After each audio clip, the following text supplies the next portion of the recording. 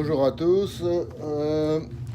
Suite au petit problème que j'avais eu avec Ninja Premium pour le Nintendo 64, qu'est-ce que j'ai fait? J'ai utilisé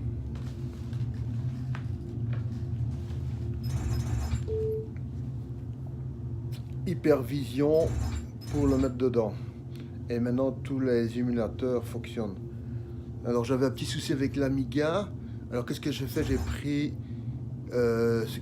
les codecs du Premium Massive ici et je les ai introduits dans Hypervision à la place. Et comme ça, on peut à ce moment-là avoir un Amiga qui fonctionne correctement. Final Burn, j'ai réussi à trouver l'astuce pour avoir les menus, tout ça. Je vais vous montrer comme ça. Ça évite de dire j'ai les faits, j'ai réussi et qu'on voit rien du tout. Alors, l'intérêt de ça, c'est que ici, au niveau de l'émulateur, on a des indications. Par exemple, ici, si on pousse sur le bouton à l'extrême gauche, celui-ci, on a les infos. Alors, c'est intéressant parce que, par exemple, ici, on sait que c'est un jeu qui date de 98, Bubble 2000. On voit le CPU, donc on voit exactement ce qu'il avait comme CPU à l'époque, donc en 98. Donc il faut vous mettre dans l'histoire qu'à ce moment-là, les Pentium 3 et 4 étaient en pleine action. Là, au niveau du son, il y a un chipset prévu pour le son aussi, à Yamaha, et un deuxième à côté. Il y a une mémoire supplémentaire. Et c'était assez complexe comme système. Alors au niveau des pixels, on voyait directement 256, 224, et c'est même pas du 60 Hz, c'est entre du 50 et du 60, c'est du 56 Hz. Et la palette de couleurs est de 768 couleurs. On peut jouer à deux et c'est un contrôleur, oui, voix. Donc ici, qu'est-ce qu'on peut constater?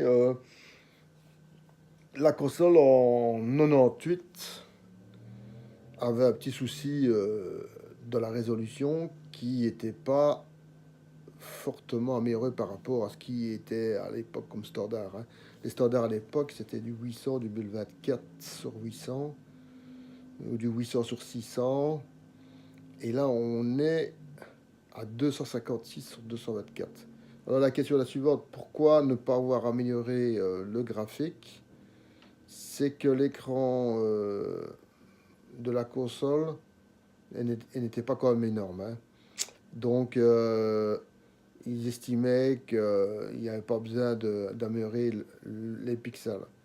Et on va voir ici ce que ça donne au niveau. Donc là, on voit la démo du jeu. Et en plus, c'est un petit jeu coquin, donc ça c'est amusant. On ne pourrait plus faire ce genre de jeu dans les lieux publics. Mais en 98, on pouvait. Donc sur la foire, on pouvait jouer à ce genre de jeu. Maintenant, est-ce que c'était toléré dans toutes les foires? J'en sais rien, mais on pouvait le faire. Parce que quand même, c'était des ados qui jouaient en général, ou des jeunes adultes, ou parfois même des enfants. Donc, on va mettre un petit monnaie. Et c'est parti. Donc, premier constat, même si la résolution n'est pas forte, on sait jouer sans aucun problème. Hein. C'est pas un problème de vision. Voilà. Alors là, il va falloir faire de la technique. Voilà. Toujours essayer de privilégier. Voilà, on peut mettre à 3. Ok. On va rebondir. Là, on peut essayer. Voilà. Maintenant, on va essayer de rattraper. Ouais, c'est bon. Alors là, on va lui mettre là. Voilà. Bleu. Ok. On le met ensemble, ouais, c'est bon. C'est embêtant, hein.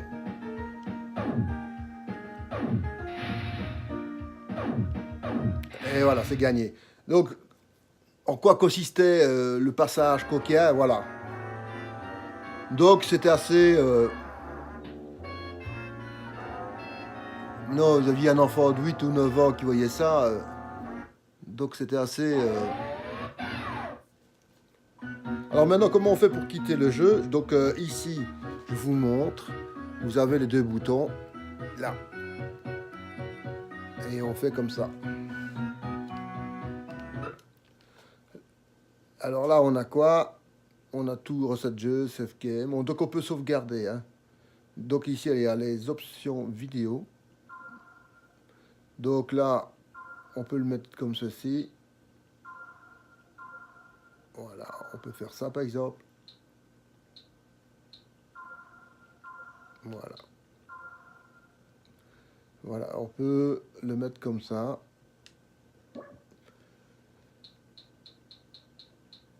Là, on sort du jeu. En fait, il faut aller dans les paramètres. C'était un peu... C'est pas évident, hein. On ne trouve pas ça... On ne trouve pas ça facilement. Alors pour sortir, c'est les 4 boutons et c'est bon. Donc, Final Burn est pour moi meilleur émulateur que même que j'ai effacé parce que ça ne me servait à rien par rapport à Final Burn qui offre plus de choix, plus moderne et plus intéressant au niveau de l'émulation. Voilà.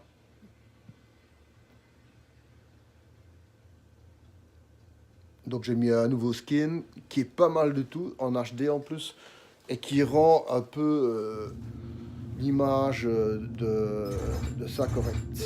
Alors on va retourner maintenant dans Hypervision, et Hypervision maintenant, ça a remplacé le Premium Ninja. Donc, je le laisse pour l'instant parce que j'ai tout vidangé au niveau des ROM et tout ça du Ninja pour le passer sur Hypervision ici. Et alors, si j'ai besoin de quelque chose supplémentaire à ce moment-là. Donc voici comment ça se présente au niveau... Donc on va aller voir le Nintendo 64 qui avait eu des problèmes. Voilà, on y est. Ça c'est... J'ai remis des nouveaux...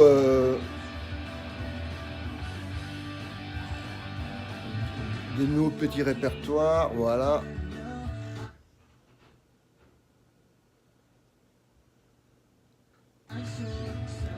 Donc ça c'était le jeu qu'on avait fait au début et qui ne fonctionnait pas. Et que maintenant il fonctionne. Bon, comme dirait l'autre, on va le lancer comme ça, on saura vraiment si ce que je dis est vrai ou pas. Parce que c'est toujours en vérifiant qu'on voit ou pas ça fonctionne. Donc comme c'est une ROM Nintendo 64, ça met un petit temps quand même pour se mettre en place. Hein. C'est pas une petite ROM, c'est quand même une grosse ROM. Donc il faut lui laisser le temps de charger. Donc on a un chargement qui se fait au niveau de la ROM. Avant j'avais la recette, ah voilà, et j'avais plus rien du tout. C'était terminé, bonsoir. Donc ici nous avons le jeu qui fonctionne dorénavant. Donc maintenant tout ce qui est émulation sur Hypervision fonctionne. Donc c'est le seul qui offre toutes les possibilités d'émulation de tous les ROM que j'ai. Donc faut pas aller vers Ninja. Il faut aller sur Ninja pour récupérer les codecs pour l'Amiga, mais pour le reste, le fonctionnement de l'Hypervision, il est à 100%. En fluidité, comme vous voyez, il est super fluide. Hein. Alors on va faire ça. Je vais vous montrer, voilà, normal. On prend le premier qui vient. Le but, c'est de faire une démonstration du Nintendo 64. Et alors sur l'émulateur ici, par rapport à l'autre, je peux jouer avec le pad directionnel. Voilà, hop là. Donc pour moi c'est vachement mieux. Hein. Parce que avec le petit joystick analogique, c'était pas très précis. Et personnellement, j'aimais pas tellement. Donc ici, pour moi, c'est plus facile.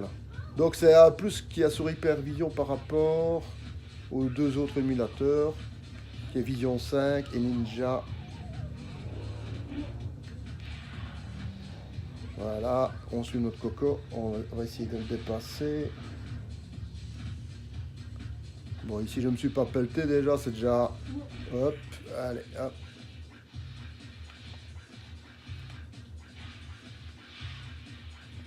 Très beau jeu là, ça. Sur le Nintendo 64, les jeux, comme je vous ai dit, étaient très beaux. Et au niveau du fun, c'était quand même du Nintendo. Hein. Donc, oh là là, je vais me faire dépasser juste à l'arrivée. C'est énervant à crever. Mais enfin, c'est pas grave. Hein. Ouais. Voilà, là, c'est l'appel de trop, ça. Hein. Enfin, par rapport aux autres vidéos, il y a une amélioration qui se fait quand même. Hein. Même si je perds à 3 secondes de l'arrivée, ce qui n'est pas grave. Donc c'est bien. Hein. Donc pour revenir en arrière, donc c'est les deux boutons ici. Donc ici, hop. Voilà, c'est tout. Donc il n'y a pas besoin de faire de recettes de la machine et tout ça. Donc au niveau de l'émulation, on est, comme on avait expliqué, on est en HD. Je vais vous montrer ça. Voilà, en HD.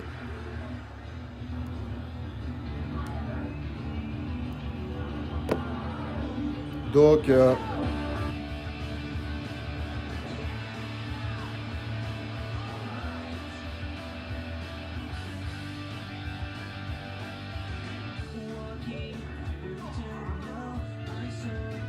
là, on a, si je dis pas de bêtises, c'est toutes les ROM Nintendo que j'ai. Hein. Bomberman qui est super beau. Bug.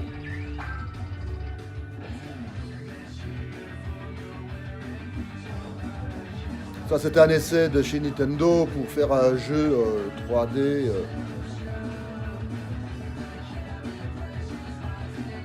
Malgré la petite capacité de la ROM, ils avaient quand même pu faire un petit jeu qui était pas mal. Hein. On peut aller voir ça, comme ça, ça vous donne une petite idée de la qualité ou pas du graphique. En même temps, on voit le test de la Nintendo 64.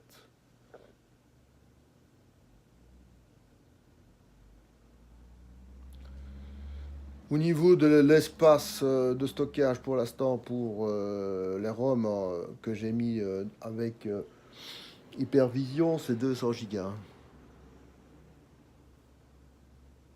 Donc c'est quand même assez conséquent.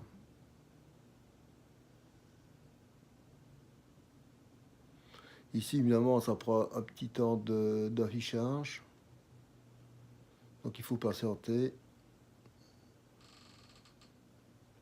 Pas faire la blague de hier avec d'aller trop vite, on verra bien.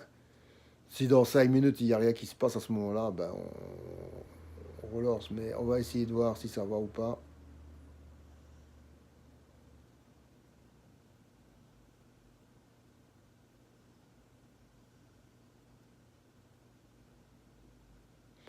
Mais il peut vraiment avoir un plantage. Hein. C'est pas non plus quelque chose de 100% garanti au niveau des Romains.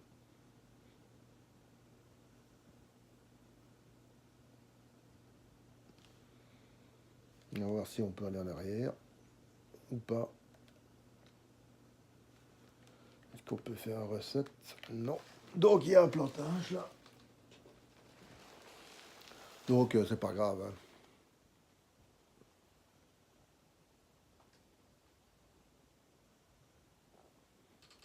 Donc comme j'ai déjà expliqué, c'est pas possible d'avoir tous les ROM qui fonctionnent à 100%. Il y a toujours des petits problèmes entre chaque émulateur.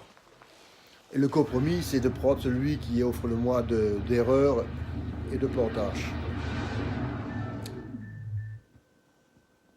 Hier soir, j'ai trouvé quelques petits répertoires supplémentaires à rajouter sur la roulette. Donc, je vais vous montrer ce que j'ai eu hier soir. Pour les packs Vision, c'est pas évident. Hein. Faut tout le temps chercher. C'est pas quelque chose de fort facile à trouver.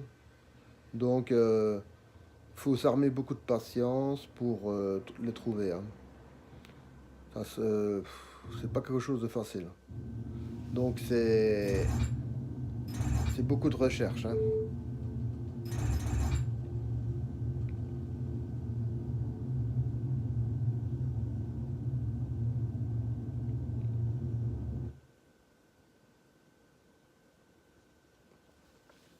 Mais en attendant, le résultat, quand vous voulez un peu vous acharner, c'est pas mal. Hein.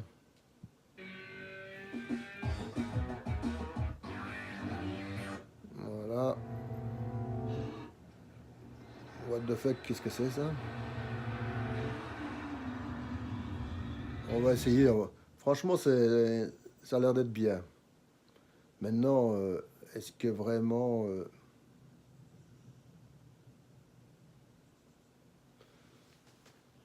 ça va se lancer? Est-ce que ça va bien aller? On va voir ça tout de suite.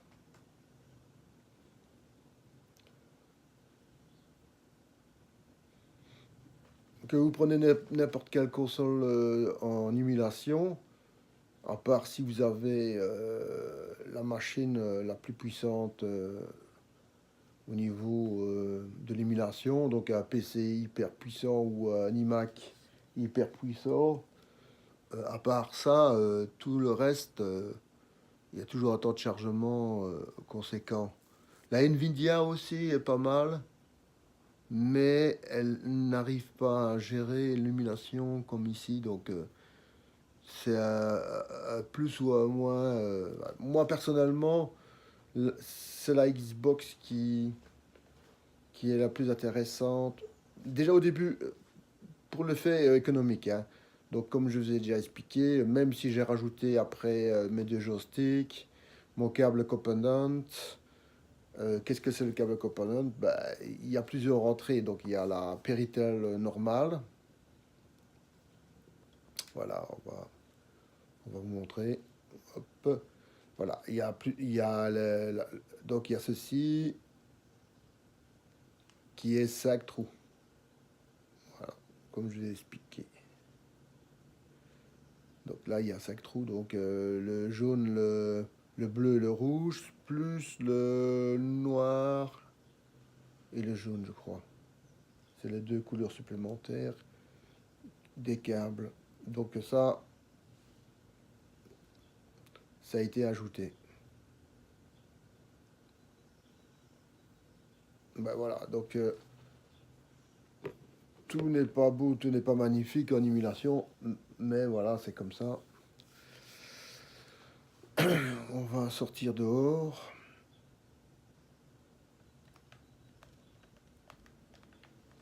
Hop là.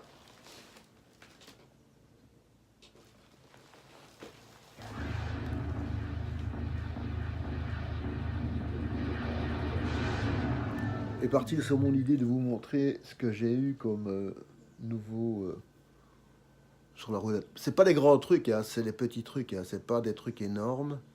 C'est pas 25 000 ROM de plus, c'est parfois 5, 6 ROM, même parfois des ROM identiques à ce que vous avez, mais présentés d'une autre manière. Donc c'est peut-être bien de ça fait un peu fun au niveau de la roulette de présentation, hein.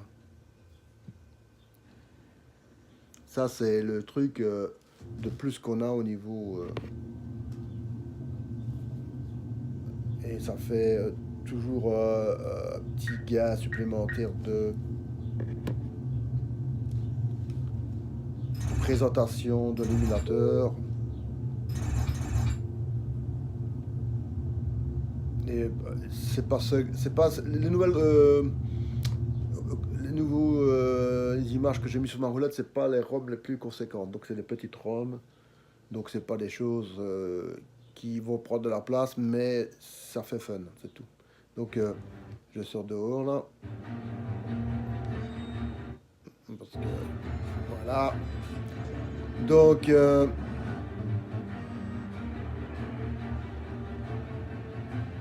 ça on l'avait.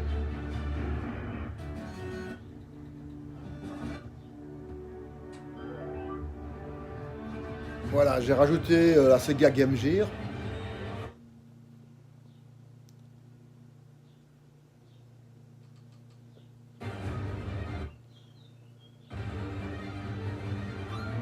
Il faut le laisser. Celui-là est conséquent parce que sur la Game Gear, c'était pas énorme, hein. Donc il faut laisser le temps que les images se mettent en place. Voilà. Et comme il y en a assez bien de ROM, il faut le temps d'aller précharger les images. Voilà. On va faire un petit Zool. Voilà. Le Zool, c'est un très beau jeu qui est sorti sur plusieurs plateformes et que j'ai joué à l'époque quand j'avais mon Amiga. Donc voilà, ici, il n'était pas copain, il vient de faire la recette. Donc c'est comme ça qu'on découvre des erreurs, hein. Donc ici, c'est comme ça qu'on voit ce qui va ou ce qui ne va pas, hein. C'est pas une catastrophe, hein. On va essayer une autre ROM. Parce que hier, j'ai essayé une ROM du début de la roulette. Et évidemment, je n'ai pas essayé une ROM de la fin de la roulette. Donc, on va voir ce que ça donne.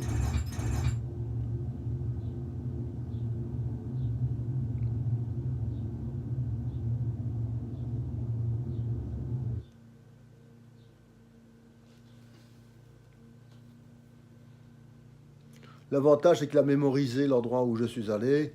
Donc, c'est bien pour pouvoir y retourner. Alors,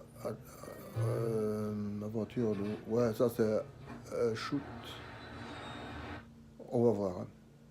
Je dispose des mêmes ROM dans un autre répertoire. Donc, c'est pas un problème si la ROM ne fonctionne pas.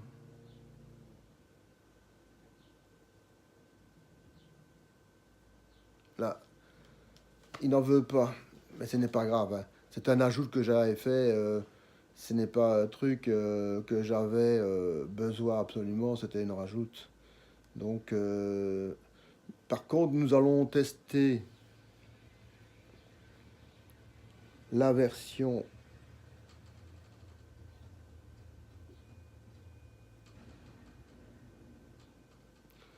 Alors, ici, ce que je vais faire, je vais vous montrer comment j'ai fait pour le Nintendo. Donc, je vais dans Applications, IPMC, et alors je vais remplacer les exécutions de la Sega, Gear, par celles de la Ninja, qui eux fonctionnent, je suis sûr, puisque j'ai joué avec. Comment on fait ça? Vous prenez là où j'ai mon émulation, Hypervision. Vous allez de l'autre côté, vous prenez émulateur, Ninja. C'est pour ça que je garde Ninja. Alors ici, vous allez... Voilà, là, c'est les exécutables qu'il y a. je vais prendre l'autre côté.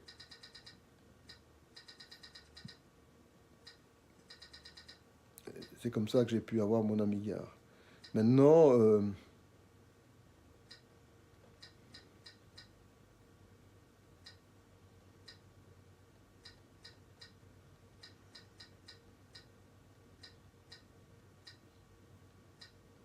voyez là, c'est les différents émulateurs Mega Drive, MSX, Nintendo 64. Défaut, la Nintendo 64.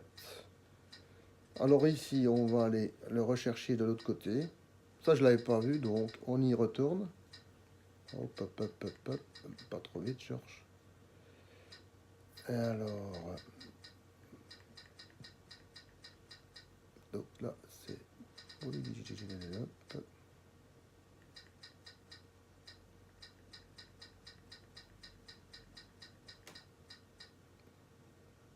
Donc, voilà, défaut. Donc, vous voyez ici, défaut, voilà, défaut, et l'autre côté, défaut. Qu'est-ce qu'on fait? On enlève, effacer, ouais.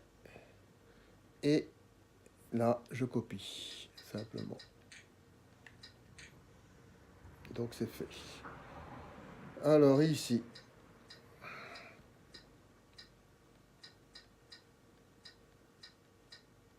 PlayStation.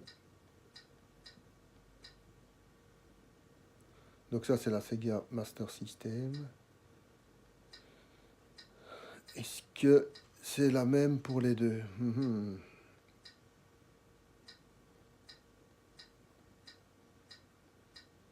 Donc, en première vue, ça fonctionne pour les deux. Hein. Donc, la Sega... voilà. La Sega... Voilà. Ça, il faut que je retrouve ça de l'autre côté. Puisque c'était à peu près la même machine, mais en console. Hein. Tiens donc. Eh, il n'y a pas. C'est encore mieux, il n'y a pas. Donc, ici, c'est encore plus simple, il n'y a même pas. Donc, c'est encore mieux.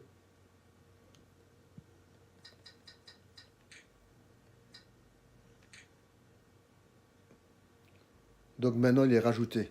Donc, il n'y avait pas ça de l'autre côté. Alors, ici, qu'est-ce qu'on a? La Super NES, ouais. Wonderman, non, il n'y a pas. La V-Boy, il n'y a pas. Donc, comme vous pouvez voir ici, il y a des choses qui n'existent pas de l'autre côté. Donc, je suis obligé de les copier. Donc, c'est pour ça qu'il faut faire. Donc, c'est comme ça que moi que j'ai fait. Hein. Spectrum, il n'y a pas de Spectrum. Copier, copier. Il n'y a pas. Copier, copier. Copier, copier, copier. Donc, ça, c'est le travail qu'on doit faire. Voilà, on va aller voir de l'autre côté.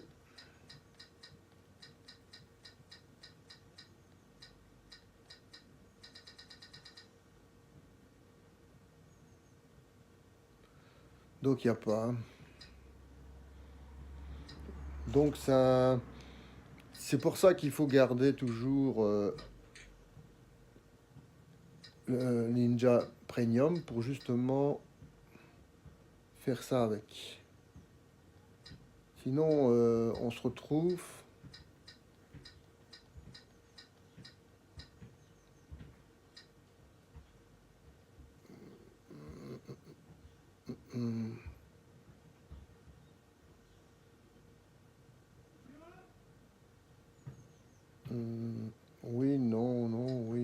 je sais pas.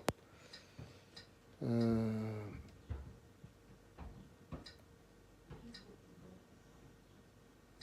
Parce que là, je vais pas non plus mettre n'importe quoi.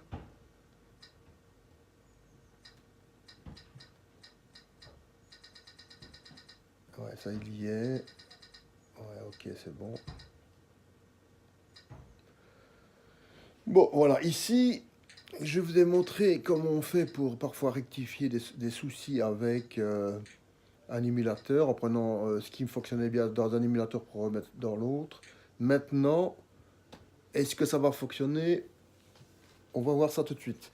Déjà, il n'y avait pas l'émulateur de la Citer Master, donc ça veut dire la Sega, il se plantait parce qu'il ne voyait pas où ça se trouvait. Maintenant, est-ce que ça va continuer à planter ou pas? Ça, on va voir ça maintenant, hein. Donc en fait ici c'est bien parce qu'on fait un test en temps réel. Il n'y a pas de tricherie, il n'y a pas des gens qui vous cachent comment ça fonctionne. Je vous montre vraiment comment ça fonctionne. Maintenant, à vous aussi, si vous trouvez des trucs, de me les expliquer en commentaire. Pour ceux qui, dans le futur, seront intéressés. Voilà. Donc ici, nous relançons la machine. Et nous allons voir si ce que nous avons fait comme transformation. Mais je ne sais pas faire plus, hein. Donc il faut bien vous dire, euh, à part de rajouter ce que je viens de rajouter, je ne sais pas faire plus pour trouver l'astuce. Ouais,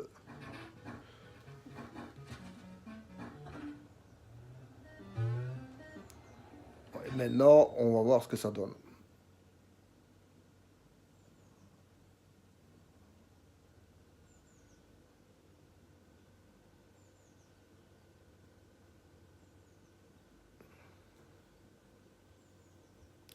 Yes. Donc, ce que je vous ai expliqué fonctionne. Voilà. Si vous avez des soucis avec votre émulateur, comment faire pour rattraper l'erreur? Ici, il se plantait évidemment parce qu'il n'y avait pas. Et on va aller plus loin. Je veux vous montrer un peu le jeu parce que voilà. Donc ça sautait.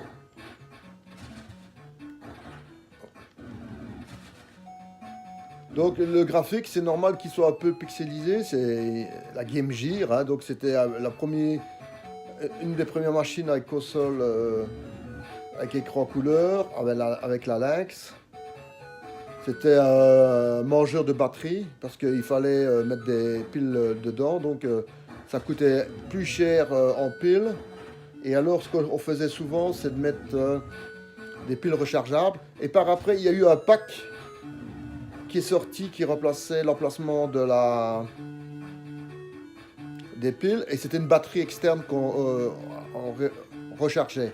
Donc, il y a eu une solution pour la Game Gear à un moment donné pour pouvoir s'occuper tranquille et qui durait plus longtemps que les piles et qui pour ne pas que ça devienne la folie avec ça. Moi je l'ai eu à la Game Gear avec les systèmes de la batterie et ça fonctionnait vraiment bien. Je suis content qu'on ait résolu un problème sur la machine parce que ça prouve comme quoi si vous partiez sur le principe que sur un émulateur les jeux fonctionnent, c'est que c'est là-bas qu'il faut aller chercher les paramètres pour les remettre dans le nouveau émulateur. Parce qu'ils sont tous copains, hein, donc c'est tous des copains. Et c'est pour ça qu'il ne faut pas effacer l'ancien avant d'avoir testé tous les programmes. Et un conseil, il vaut mieux garder. C'est quand même un disque dur ici de 500 Go, hein, donc c'est pas un disque dur de 120 Go. Donc il y a de la place. Et voilà, hop là. Moi, les Batman, j'ai jamais aimé, mais enfin, il y a des gens qui en raffolaient, mais c'est pas. Il y a eu des super beaux Backman, mais certainement pas sur la Game Gear, hein. Du fait que le graphique était déjà diminué.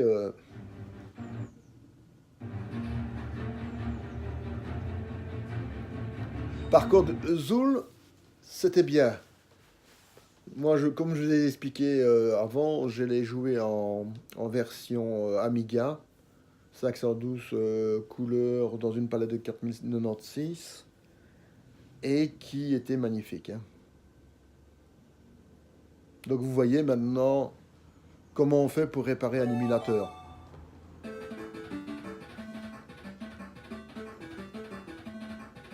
On va mettre un peu de son, comme ça c'est plus fun. Voilà. Get ready. Zool, ça a toujours été un jeu que j'adore, hein. Et malgré que c'est retranscrit... hop. Attends.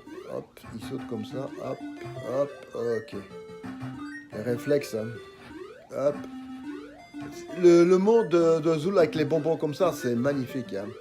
Et c'est un jeu, même sur la Game Gear, comme ça, c'est un jeu qui est resté magnifique, hein. Donc ici, il y a des bonus. Hop, on va essayer de les... Hop, ah. Ah là, c'est pas un copain. Hop.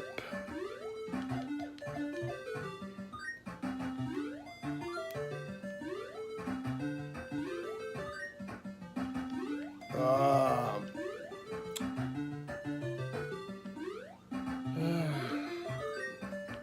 On va pas s'acharner non plus hein, sur les confitures et les sucettes et tout ça, mais enfin... Juste, il faut s'aplatir.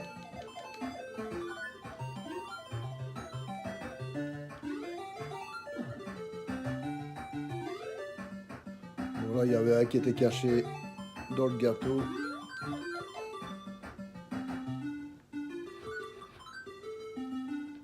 C'était un peu comme un Sonic, hein. Mais voilà. Ben zut alors, hein. On va y aller. Bon, on est où là? Donc il y avait parfois intérêt à ne pas vouloir... Donc il y avait... pas grave. Il y avait un endroit qu'il fallait bien sauter, pas avant, pas après. C'était assez technique quand même, hein. C'était pas des jeux où on courait comme les hérissons, là, et puis c'était bon, hein. Il y avait comme des pièges qu'il fallait... Ici, c'est pas la rapidité qui était importante, c'est d'éviter les pièges. Là, hop, hop, hop, hop, hop, voilà. Hop. Alors, c'est un mode de découverte, hein, donc il faut un peu voir